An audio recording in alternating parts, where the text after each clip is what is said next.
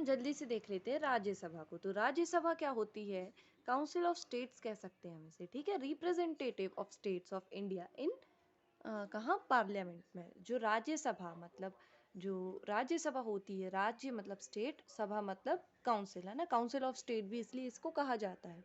अब इसमें कितनी सीट्स होती हैं? 245। याद रखना, जो इसके मेंबर्स भी होते हैं ना, उनको भी एमपी कहा जाता है, मतलब मेंबर ऑफ पार्लियामेंट। और जो उसके लोकसभा के भी जो इलेक्टेड पर्सन होते हैं उनको भी एमपी कहा जाता है। अब 245 को ऐसे विभाजित किया जाता है 233 प्लस 12 में।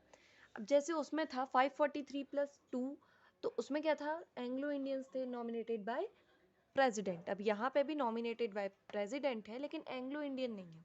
एक्सीलेंस इन डिफरेंट फील्ड्स वाले जो पीपल्स होते हैं उनको दिया जाता है, मतलब कोई आर्ट फील्ड में, कोई स्पोर्ट्स अच्छा खेल रहा है, जैसे सचिन तेंदुलकर को भी राज्यसभा में एक सीट मिली हुई थी, है ना। अब इनडायरेक्ट इलेक्शन होता है बाकी 233 का।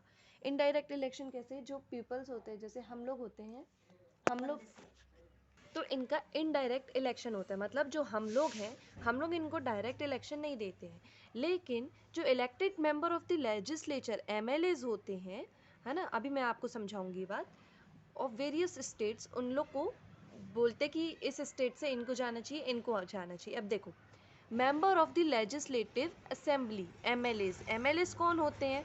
एक स्टेट होता है ना, हमने पढ़ चुका है, ये एक स्टेट होता है। स्टेट को वेरियस कॉन्स्टिट्यूएंसीज में बांटा जाता है, ठीक है।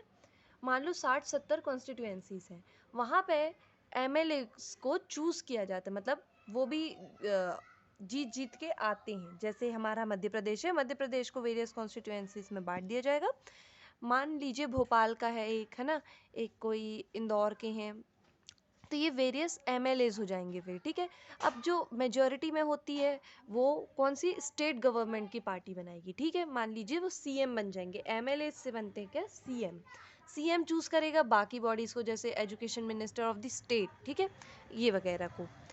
ऐसे ही लोकसभा में कुछ था, ठीक है, उसमें कंट्री वेरियस कॉन्स्टिट्यूएंसीज में बांट दी जाती हैं, और वहाँ पे कौन चुने जाते हैं? एमपीज चुने जाते हैं, ठीक है, कंट्रीज से। अब देखो, ये एमएलएज हैं, जो और एमएलएज होते हैं ना सारे स्टेट्स के, वो चूज करते हैं इन 233 पीपल्स को, ठीक है, इतना समझ में आ गया होगा।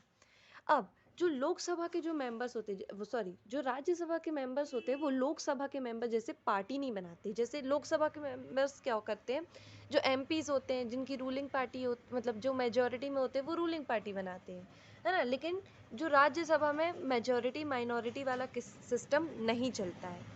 क्यों नहीं चलता है?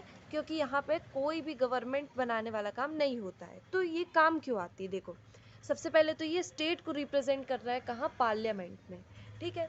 तो इम्पोर्टेंस क्या है इनकी? जब भी बिल, जो कि लॉ, पहले जो कच्चा चिट्ठा होता है लॉ का, उसको बिल कहा जाता है। तो जो बिल होता है, कोई भी बिल बिना राज्यसभा की से पास हुए इम्प्लीमेंट नहीं हो सकता, वो लॉ नहीं बन सकता। A bill is required to be passed in Rajya Sabha to become a law.